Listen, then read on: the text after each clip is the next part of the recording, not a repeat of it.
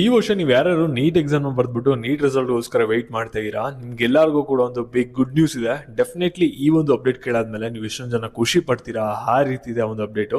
ಲೇಟೆಸ್ಟಾಗಿ ಏನೊಂದು ಅಪ್ಡೇಟ್ಸ್ ಬಂದಿದೆ ನಿಮಗೆ, ಅದ್ರ ಬಗ್ಗೆ ಈ ಒಂದು ವಿಡಿಯೋದಲ್ಲಿ ತಿಳಿಸ್ಕೊಡ್ತೀನಿ. ಪ್ರತಿಯೊಬ್ಬರು ಕೂಡ ವಿಡಿಯೋನ ಗಮನ ಇಟ್ಟು ಕೊನೆವರೆಗೂ ಕೂಡ ನೋಡಿ.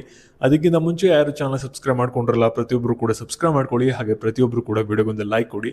ಯಾಕೆಂದರೆ ನೀವು ಮಾಡುವಂಥ ಒಂದು ಸಣ್ಣ ಲೈಕ್, ಒಂದು ಸಣ್ಣ ಸಬ್ಸ್ಕ್ರೈಬಿಂದ ನಿಮ್ಗೆ ಇದೇ ರೀತಿ ಕಂಟಿನ್ಯೂಸ್ ಆಗಿ ನೀಟ್ ಕೌನ್ಸಲಿಂಗ್ ಅಪ್ಡೇಟ್ಸ್ಗಳನ್ನ ನೀಡ್ತಾ ಇರ್ಬೋದಾಗಿರುತ್ತೆ.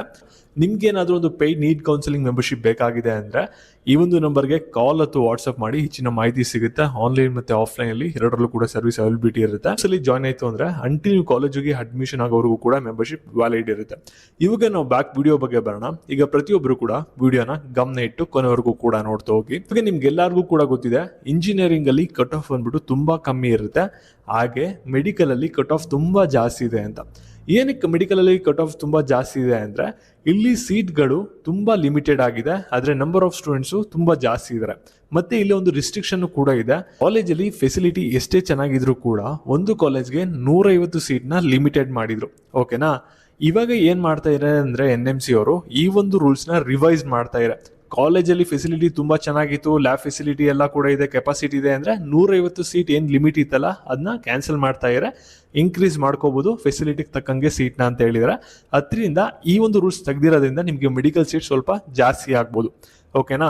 ಮತ್ತೆ ಸೆಕೆಂಡ್ ರಿಸ್ಟ್ರಿಕ್ಷನ್ ಕೂಡ ಇತ್ತು. 10 ಲಕ್ಷ ಜನರಿಗೆ ಕೇವಲ 100 ಮೆಡಿಕಲ್ ಸೀಟ್ ಮಾತ್ರ ಇರಬೇಕು, ಪಾಪ್ಯುಲೇಷನ್ ತಕ್ಕಂಗೆ ಮೆಡಿಕಲ್ ಸೀಟ್ನ ಕೊಡಬೇಕು ಆ ಏರಿಯಾದಲ್ಲಿ ಅಂತ ಇತ್ತು.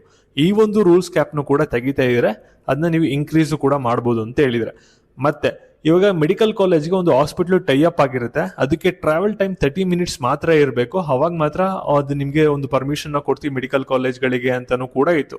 ಇವಾಗ ಆ ಒಂದು ರಿಸ್ಟ್ರಿಕ್ಷನ್ ಕೂಡ ತೆಗಿತಾ ಇದ್ದಾರೆ. 10 ಕಿಲೋಮೀಟರ್ವರೆಗೂ ಕೂಡ ಇವಾಗ ಪರ್ಮಿಷನ್ನ ಕೊಟ್ಟಿದ್ದಾರೆ. ಹಾಗೆ ನಾರ್ತ್ ಈಸ್ಟ್ ರೀಜನ್ ಆಯಿತು ಅಂದರೆ 15 ಕಿಲೋಮೀಟರ್ವರೆಗೂ ಕೂಡ ಪರ್ಮಿಷನ್ನ ಕೊಟ್ಟಿದ್ದಾರೆ. ಈ 3 ರೂಲ್ಸ್ಗಳಲ್ಲಿ ಒಂದು ಸಡಿಲಿಕೆ ಮಾಡಿರೋದ್ರಿಂದ ಈ ವರ್ಷ ನಿಮಗೆ ಮೆಡಿಕಲ್ ಸೀಟ್ಸ್ಗಳು ಸ್ವಲ್ಪ ಇನ್ಕ್ರೀಸ್ ಆಗುವಂತ ಚಾನ್ಸಸ್ ಇದ್ದೇ ಇರುತ್ತೆ. ಸೀಟ್ ಇನ್ಕ್ರೀಸ್ ಆಯಿತು ಅಂದರೆ ಆಟೋಮೆಟಿಕ್ ಆಗಿ ನಿಮ್ಗೆ ಏನಾಗುತ್ತೆ ಅಂದರೆ ಕಟ್ ಆಫ್ಗಳು ಮೆಡಿಕಲ್ ಸೀಟ್ದು ಕಮ್ಮಿ ಆಗುತ್ತೆ. ಅವಾಗ ಜಾಸ್ತಿ ಜನರಿಗೆ ಸೀಟ್ ಸಿಗುತ್ತೆ. ಓಕೆನಾ? ಅದರಿಂದ ನಿಮಗೆ ಈ ವರ್ಷ ಸ್ವಲ್ಪ ಸೀಟ್ಸ್ಗಳು ಇನ್ಕ್ರೀಸ್ ಆಗ್ಬೋದು. ಅಫಿಷಿಯಲ್ ಆಗಿ ಅಪ್ಡೇಟ್ ಬಂದಾಗ ತಿಳಿಸ್ಕೊಡ್ತೀನಿ, ತಲೆ ಕೆಡಿಸ್ಕೋಬೇಡಿ. ಮತ್ತೆ ನೆಕ್ಸ್ಟ್ ಇದೇ ರೀತಿ ಅಪ್ಡೇಟ್ಸ್ಗಾಗಿ ಚಾನಲ್ ಸಬ್ಸ್ಕ್ರೈಬ್ ಮಾಡ್ಕೊಳ್ಳಿ. ಹಾಗೆ ಈ ಒಂದು ವಿಷಯನ ನಿಮ್ಮ ಫ್ರೆಂಡ್ಸ್ಗಳಿಗೆ ಎಲ್ಲರಿಗೂ ಕೂಡ ಶೇರ್ ಮಾಡಿ. ಅವ್ರಿಗೆಲ್ಲರಿಗೂ ಕೂಡ ಈ ಒಂದು ಗುಡ್ ನ್ಯೂಸ್ ಗೊತ್ತಾಗಲಿ. ಮತ್ತೆ ನೆಕ್ಸ್ಟ್ ಅಪ್ಡೇಟ್ಸ್ಗಾಗಿ ಚಾನಲ್ ಸಬ್ಸ್ಕ್ರೈಬ್ ಮಾಡ್ಕೊಳ್ಳಿ.